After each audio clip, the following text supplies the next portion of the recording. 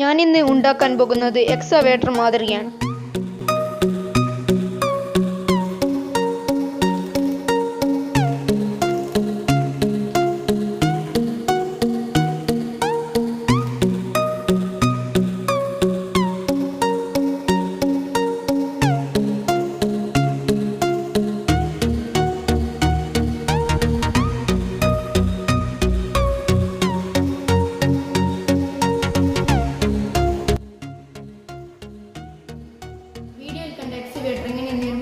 ആദ്യം നമുക്ക് 15 സെന്റിമീറ്റർ നീളവും 10 സെന്റിമീറ്റർ വീതിയുമുള്ള ഒരു തെർമോകോൾ എടുക്കുക. ഇനി നമുക്ക് ഈ തെർമോകോളിനെക്കാട്ടും കുറച്ച് കട്ടി കുറവുള്ള തെർമോകോൾ എടുക്കുക. എന്നിട്ട് നമ്മൾ 3 സെന്റിമീറ്റർ ഇവിടെ അടിയാളപ്പെടുത്തുക. ഇങ്ങേ ഭാഗവും 3 സെന്റിമീറ്റർ അടിയാളപ്പെടുത്തുക. ഇനി നമുക്ക് ഇതൊപ്പരം വരക്കാം.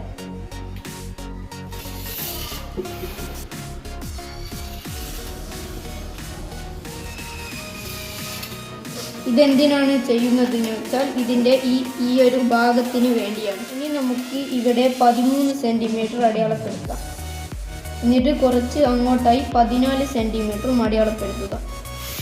ഇനി നമ്മൾ ഇങ്ങോട്ട് ഒരു വര വയ്ക്കുക, ഇങ്ങോട്ടേക്ക് വര വയ്ക്കുക.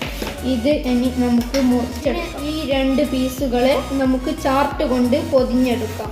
ഇതെന്തിനാണ് പൊതിയുന്നത് എന്ന് വെച്ചാൽ ഇതിൻ്റെ പൊടികൾ ഇങ്ങനെ ഇളകി പോകാൻ സാധ്യതയുണ്ട്. നമ്മളിപ്പോൾ ഇത് രണ്ടും ഇപ്പോൾ ഒട്ടിച്ചു കഴിഞ്ഞിട്ടുണ്ട്. നമുക്കിനി ഇതും കൂടി ഒന്ന് ഈ 3 എണ്ണത്തിനും ഒട്ടിച്ചു കഴിഞ്ഞിട്ടുണ്ട്. ഇനി നമുക്ക് ചെയ്യേണ്ടത് എന്ന് വെച്ചാൽ ഇങ്ങനത്തെ 2 സ്ക്വയർ ഷേപ്പുള്ള 2 കാർഡ്ബോർഡുകൾ മുറിച്ചെടുക്കുക. ഇതിൻ്റെ നടുവിൽ നിന്ന് നമുക്കൊന്ന് വളച്ചെടുക്കാം. ഇതിൻ്റെയും ഇനി നമ്മൾ ചെയ്യേണ്ടതെന്ന് വെച്ചാൽ ഈ വലുതെടുത്ത് വലുത് ഇവിടെയാണ് വേണ്ടത്. ഇത് ഇവിടെ ഫസ്റ്റ് ഒട്ടിച്ചെടുക്കുക. എന്നിട്ട് ഇത് ഇവിടെ ഒട്ടിച്ചെടുക്കുക. ഇത് നമ്മൾക്കിങ്ങനെ അനങ്ങാൻ വേണ്ടിയാണ്, അങ്ങോട്ടും ഇങ്ങോട്ടും അനങ്ങാൻ വേണ്ടിയാണ് ഇത്. ഇനി നമുക്ക് ഈ 2ഉം ഒപ്പരം വയ്ക്കുക. എന്നിട്ട് നമുക്ക് ഇതിൻ്റെ ഇവിടെ ഇങ്ങനെ വെച്ച് ഒട്ടിച്ചെടുക്കുക. അതിന് ഒട്ടിക്കാൻ വേണ്ടി ഞാൻ ഉപയോഗിക്കുന്നത് ഫ്ലസ് സ്റ്റിക്കാണ്. നമുക്കൊന്ന് ഒട്ടിച്ചെടുക്കാം. ഇത് നമ്മൾ ഒട്ടിച്ചു കഴിഞ്ഞു. അടുത്ത പീസ് എന്ന് പറഞ്ഞാൽ ഇത് ഇവിടത്തേക്കാണ്. ഇത് നമുക്കൊന്നാണ് ഇതിൻ്റെ ഇപ്പോഴത്തെ വർക്കിംഗ്. ഇനി നമുക്ക് ഇതൊന്ന് മാറ്റി വയ്ക്കാം. ഇനി നമുക്കൊരു സാധാരണ പേപ്പർ എടുക്കാം. ഇത് കുറച്ച് കട്ടിയുള്ള പേപ്പറാണ്.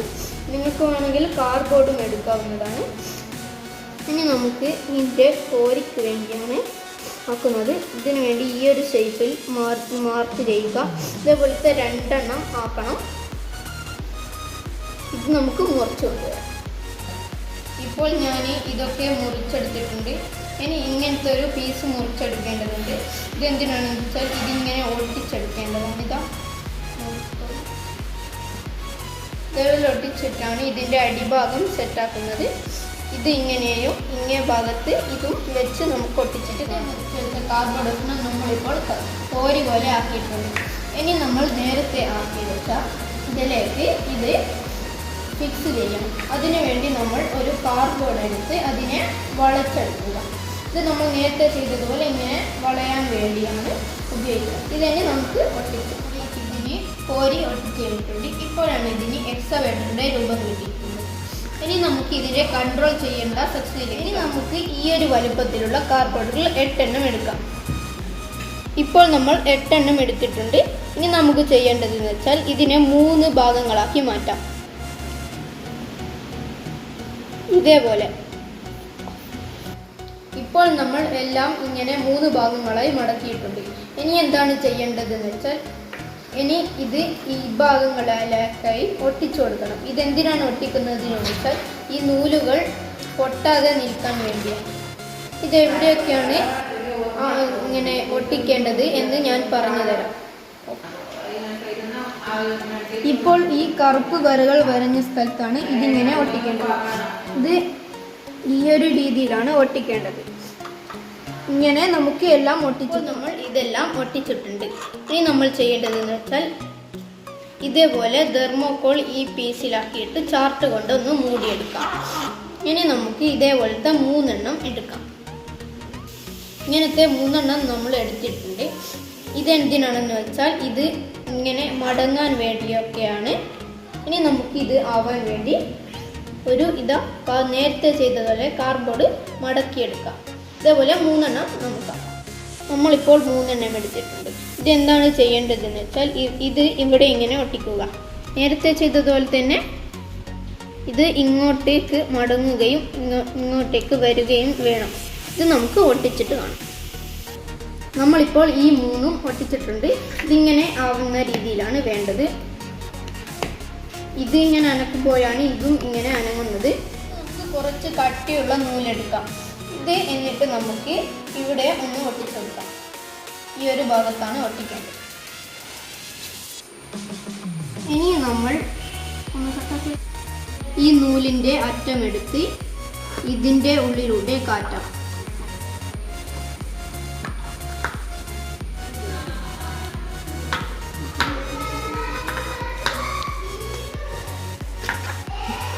ഇനി നമ്മൾ ഇതിൻ്റെ ഉള്ളിലൂടെയും കാറ്റാം.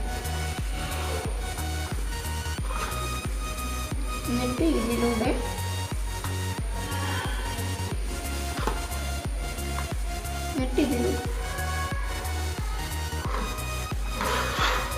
ഇങ്ങനെ കാറ്റി വെക്കുക. ഇതെന്തിനാണെന്ന് വെച്ചാൽ ഇപ്പോൾ വർക്കാവുന്നത് നിങ്ങൾക്ക് കാണാം. ഇങ്ങനെ വർക്കാൻ വേണ്ടിയിട്ടാണ് ഈ നൂല് ഇങ്ങേ ഭാഗത്തേക്ക് നമ്മൾ ഒരു നൂലും കൂടി എടുക്കുക. ഇതെന്തിനാണെന്ന് വെച്ചാൽ ഈ ഒരു ഭാഗം വർക്കാവാൻ വേണ്ടിയാണ്. അതിന് ചെയ്യേണ്ടതെന്ന് വെച്ചാൽ ഇതിൻ്റെ ഉള്ളിലൂടെ കാറ്റുക. ഫസ്റ്റ് ഇത് കാറ്റിയതിന് ശേഷം ഇതിൻ്റെ ഉള്ളിലൂടെയും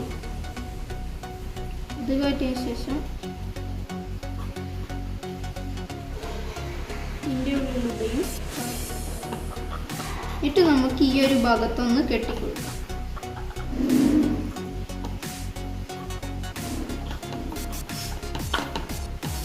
ഇപ്പോൾ കെട്ടുമ്പോൾ ഇതിപ്പോൾ ഇത് വലിക്കുമ്പോൾ ഇതിപ്പോൾ വർക്കാവുന്നത് കാണാം.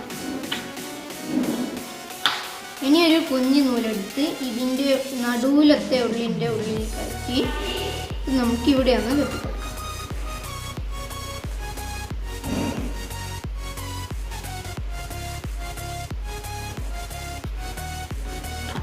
ഇതിപ്പോൾ ഇതെന്തിനാണ് കേട്ടതെന്ന് വെച്ചാൽ ഈ ഒരു ഭാഗം വർക്കാവുന്നത്.